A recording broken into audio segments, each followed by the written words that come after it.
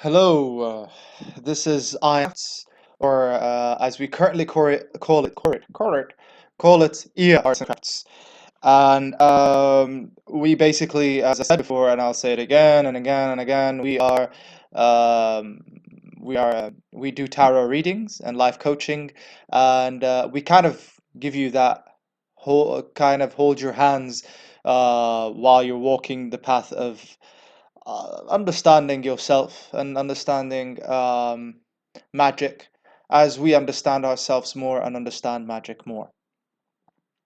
Now, if you want to work with us, if you want to work with us, and I don't say and you don't want and I don't say like if you want us to help you, because at the end of the day, yes, we do help you, but at the end of the day, we actually work with you more than help you.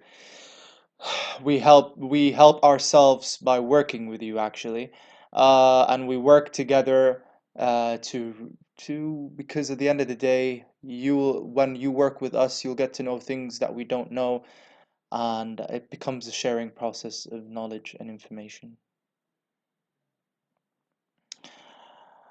Now, in this lesson, we're going to talk about.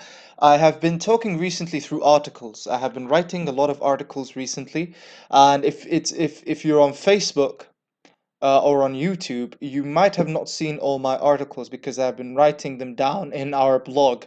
And the reason why I say our is because it's not just me in this company or in this business. All right. It's me and Antia Bishop, and we're working towards something. Now, recently, the articles that I have been writing, they have been on Steemit. Now, I'm not going to talk about Steemit because this is not the platform to talk about Steemit. But however, go on Steemit and check it. Maybe you can make use of it. And if you go on Steemit, you can find my articles there. And of course, you will find those sound clips there. And if you are on Steemit and you end up listening to this, you will end up finding the other videos on YouTube. So, what are we going to talk about today? Today, in the previous articles and where I've reached onto, we have been talking about the concept of the story, the power of working with stories to understand yourself, to understand magic, and to discover the world, and to kind of work with yourself in a certain sense where, oh yes, I want to achieve this, and that. And it's kind of, and how to work with stories, not just to make you believe in them, but rather help you to give you like a vision of where you want to go. And the thing is, it's what rings to mind as I talk about this is the first thing I heard. It's one of the things I heard. I think it's the dude from Alibaba. I can't remember his name really. I'm not really good with names of like I'm not really good with names except people that I want to remember really. And the he says the difference between smart and wise is that smart knows what he wants, wise knows what he doesn't want. And when I hear that, I say, no. Because at the end of the day, you don't want anything. You don't want anything. You don't want anything, and you don't want anything. But I fall in love. But I want this. I want this. Yes, I agree with you. You're tempted. You are tempted into doing things, and you agree to do things, and then you develop a sort of, yes, I feel good while I'm doing this, or there's a catch to what I'm doing to for this, so I enjoy doing this. But the problem that we go through is that you end up confusing things. You confuse the principle of healing and the principle of pleasure. Can you use pleasure for the principle of healing? For example, if you have a wound in your arm, okay, and I'm talking like a deep wound, okay, visualize this painful image with me for a second so you can understand what I'm saying. And you start putting flowers in that wound. Now, flowers are fucking beautiful. Probably one of the most beautiful creations in this universe, in my opinion. But put flowers in those wounds and see what happens. Your body's gonna ache like there's no fucking tomorrow because your body does not need those flowers. Your body needs space to heal. So it could develop this so it can actually, and it's not necessarily space as in space because a lot of people are like, oh no. Oh yes. There is your wound needs a bit of attention. So you end up putting, like, for example, salt, which is gonna fucking burn like hell, but it's gonna fucking purify it from bacteria and viruses and all that. Then you kind of, if it's the wound is too deep, you aid it to close up by either sewing it shut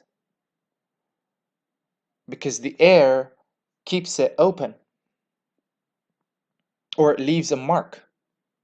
So you sew it shut and then you allow it to take its own time in the healing process.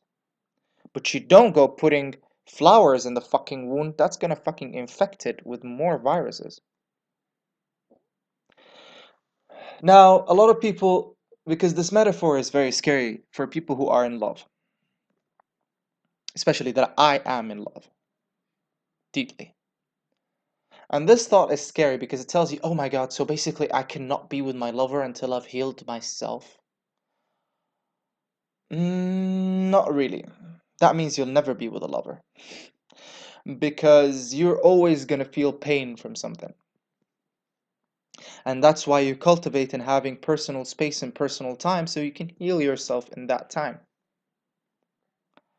And because you have cultivated in the belief that someone can heal you other than yourself, you will attract people to distract you from that moment of honest healing of the self. Because you believe that you can't heal yourself, so you end up be like, I'll just, you'll find the phone ringing while you're meditating, and this happened to me a lot. I'll be meditating, and then I'll find someone, and someone very close to me sending me a message, or my parents sending me, calling me, or my friends calling me. And it gets very, very, very aggravating. And it's not because they are aggravating, not at all. Other than my parental issues that I've talked about in my articles and all that kind of stuff. And I apologize if my metaphors end up feeling like some sort of cathartic regurgitation that kind of fumigates your mental hygiene. But honestly, it's one way of dealing with things. It's one way of self-healing is to actually express your pain. But expressing your pain does not nullify the fact that you should sit with your own self and fucking deal with it. And if there is a disease, recent disease that I discovered that I have been working on, is the disease of believing that expression of pain heals it. Don't. Expression of pain is the tool that we use to allow ourselves to call on someone to help us. But once that person helps you, you learn how he helped you, how she helped you, and you do it to yourself. Or do it for yourself. And this gives you a sense of being in love, yet being independent. Being in love, yet being dependent on yourself. Yet open-hearted to allow people to help you out. Because I assume why people don't are afraid of people helping them out is not because, yes, there are many reasons, be it betrayal, be it, but at the end of the day, it all culminates into one area, and that area is the fear of dependency. That's at least in my case. Because you see, as humans, we do need each other. Okay, we do need each other. We do need company. We do need love. We do need love. We have a lot of needs and we have to meet them. And we have external needs where we can meet them by dealing with others, and internal needs that we can meet by having personal space. And I assume I have been dealing yesterday with some kids. No, I'm not talking about my parents, but I've been dealing with some kids. And uh, I have noticed how kids just give them a fucking toy and they'll learn how to communicate with each other. Same thing with grown-ups. Give them something in common to play with, and they'll enjoy it.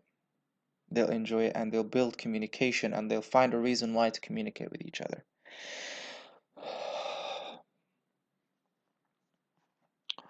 Why am I saying this? Because while I was sitting down, I understood. I looked at one of the children that was sitting with us on the dinner table. We were sitting on a dinner table, and there were two children, and one child was in the kitchen.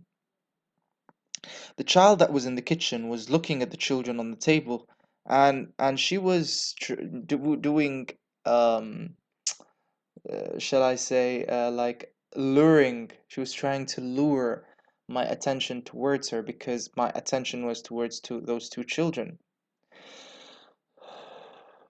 So I gave the little child attention. And I told her, come sit with us and all that. And I took the three children, like I took the two children to play with each other, and the third child needed her mother, so I allowed the third child to sit with her mother, and I took the other two children and I made them play in the garden. Gave them a lemon, they started throwing the lemons at each other, and they were enjoying each other's company. At first, children were so afraid and all that kind of stuff. So they needed my presence in the middle so they can feel secure, or one of them at least needed my presence to feel secure that it's okay to play with this child.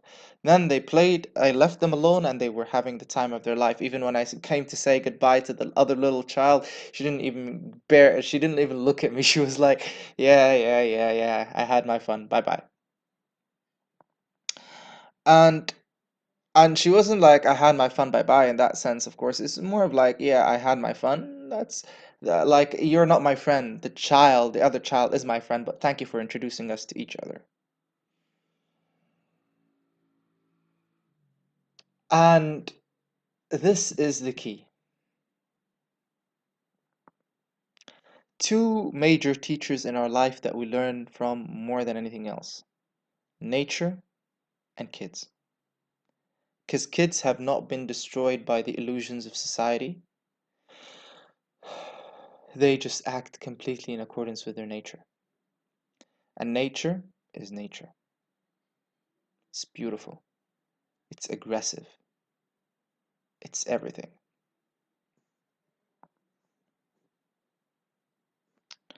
Now,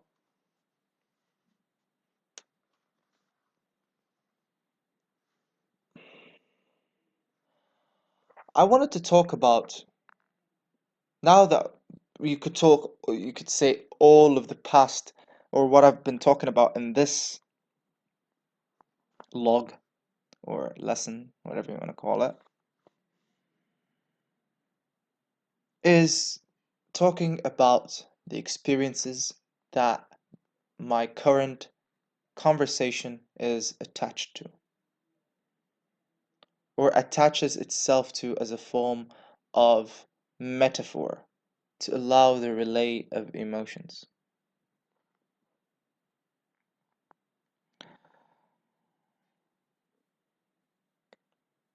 Because the body holds onto thoughts of the past territories. One of the things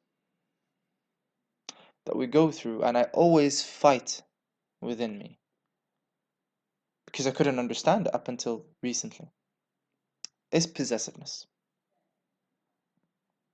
I tried to find reasons for possessiveness in the form of story mode, where I would say, yes, the possessiveness aids you when you believe that you possessiveness stems from the belief that you are the other person and the other person is you.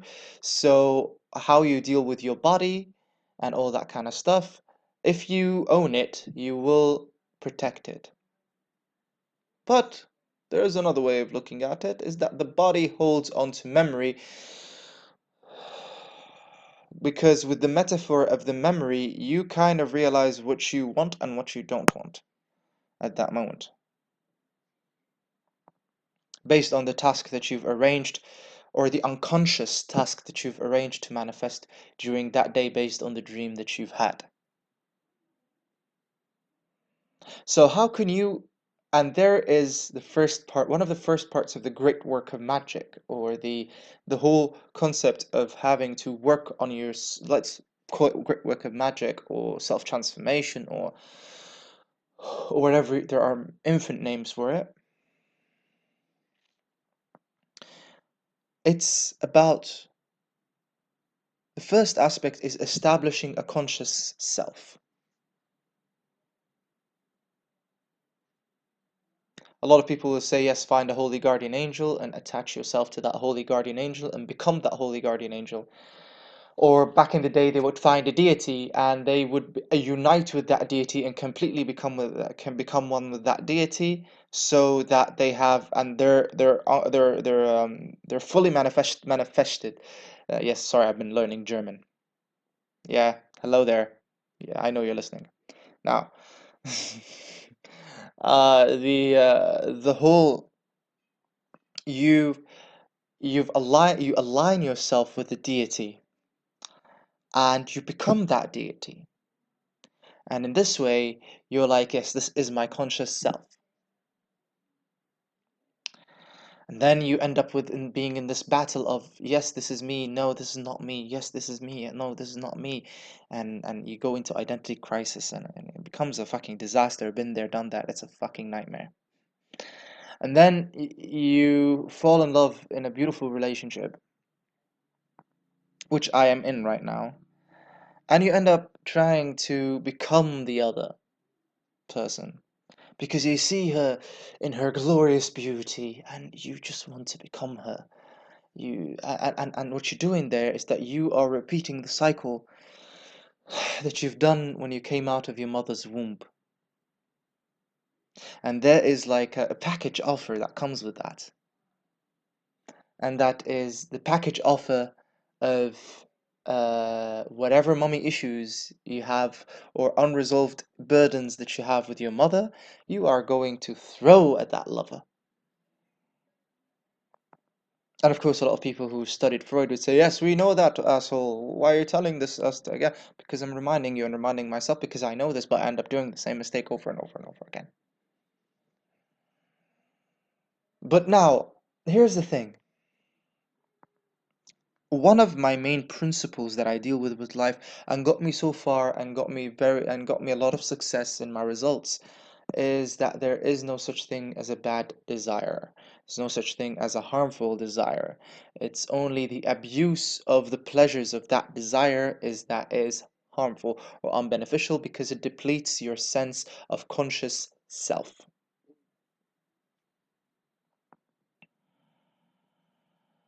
And in that case, what happens is that you have this the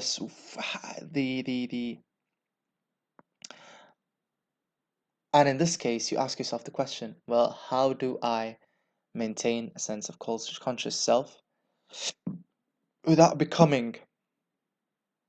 without deifying fictional characters, without deifying others, without deifying yourself? Because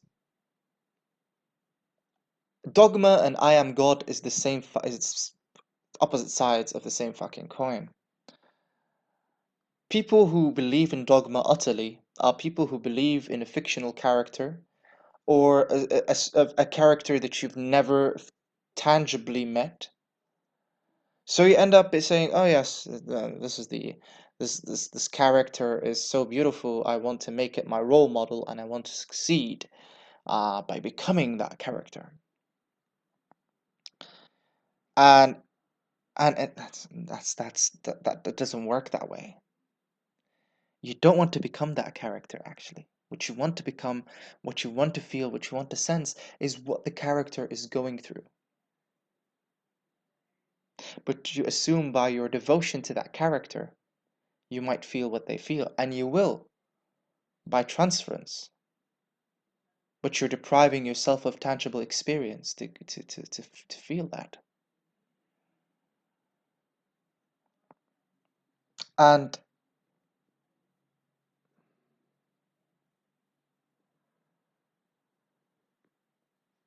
and this leads us onto the other area that I want to talk about, which is essentially, as we were talking about the conscious, about developing a conscious self. A lot of people would say, yes, the conscious self has existed since eternity, it has many names, and yada yada yada. No. You have to develop a conscious self. And of course, Gurdjieff would say you will develop your own soul. You will work to develop your own soul. Like the soul does not exist, you work to develop it. And up until now, I agree with this. That there is that your conscious self, rather than trying to look in mythologies to understand your conscious self, see what works to make it survive. And a lot of people would say this is the goal of the left-hand path, to develop the conscious self, a powerful conscious self that would sustain itself beyond life and death. And if that's the case, then I would consider myself on the left-hand path. Because I agree with that. But the problem with agreeing to being with a faction or believing in someone's opinion is that it kind of makes you forget where to put yourself in that conscious self. And what I've been saying, conscious self, conscious self, have you realized my repetition of the word? Yes, this is an introduction to what I'm going to say. Oh, but it's been 22 minutes and you've wake up. First lesson in establishing a conscious self is to see the time, is to look at the time.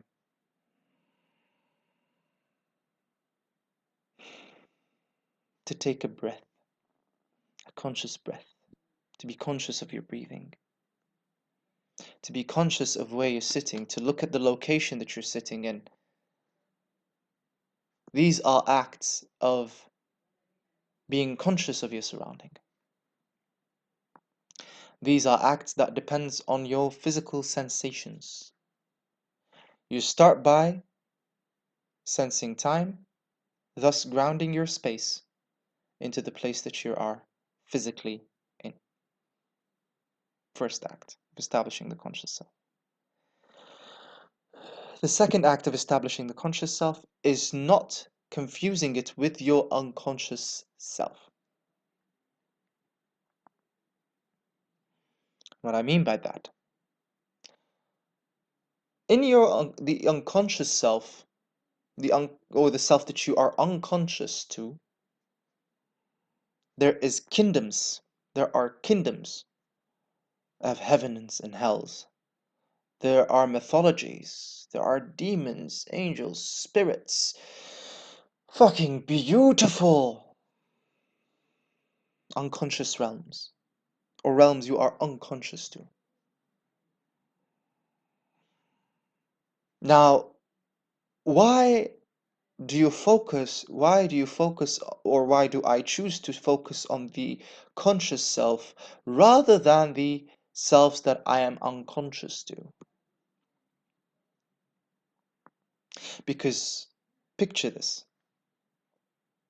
If you are having a conversation with your loved one, okay, or a friend, whatever, and you start focusing on every single word they're saying, and you start understanding, and you start trying to relate to what they're saying rather than just naturally relating to it by allowing yourself to act and to talk and all of that. When you go in utter system of analysis, all what that does is you're actually separating yourself from the other.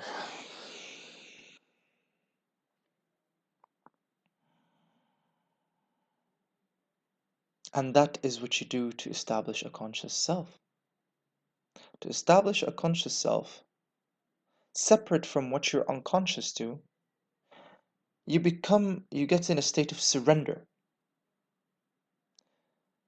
Of, yes, that was me back in the day, or that's what I went through back in the day, and these are the methods that I worked with to go through that.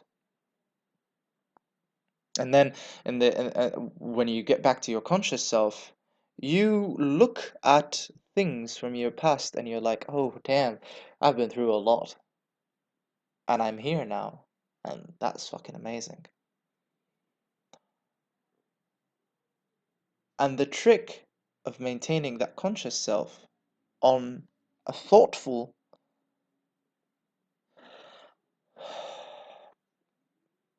approach is to always write down what you want to do over the next minutes or the next hours or whatever. Like, for example, let's say I do this personally, is that I end up going like writing down, like I have like 2 hours, for example, between now and the time I want to eat. Okay. And my next goal, like after this my current goal is to record an audio for the IA Arts and Crafts, or IA Arts and Crafts. And it's my what I want to do afterwards is to call my friends and etc etc.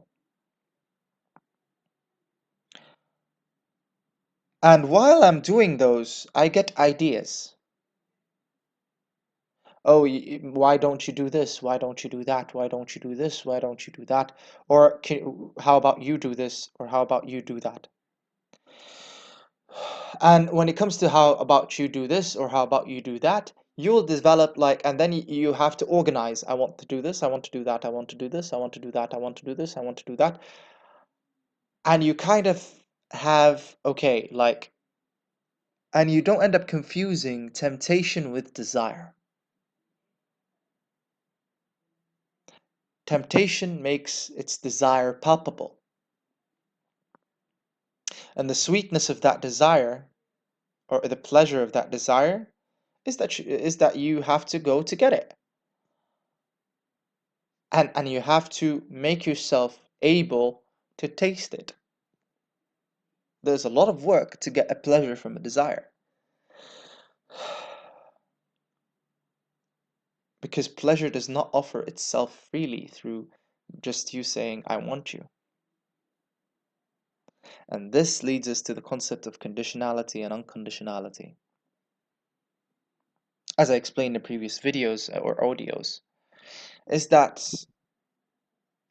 there is the concept that love is conditional. No. I said it before and I'll say it again. The way I see love, it's unconditional by nature. Like, stop thinking, I can't love, I only love conditionally. No, sir. No. Love is unconditional. It's the conditions that we are in that makes it hard to love.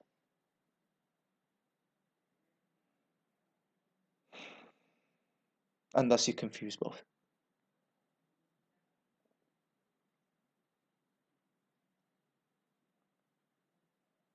You see where I'm going with this? That there is a conscious self. There is a possibility of cultivating a conscious self. But what will happen with that conscious self after you die? Maybe we'll get to discover, maybe we'll not go anywhere. But the mythologies and the belief systems and all of that, you will see things that will work with you and things that won't.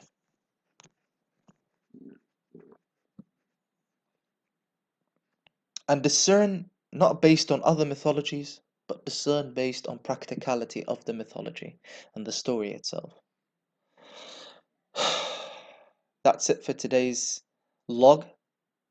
I won't call it a lesson anymore because honestly speaking, I work on myself when I do this. So, thank you for sharing your time with me and to the love of my life, Antia. I love you dearly.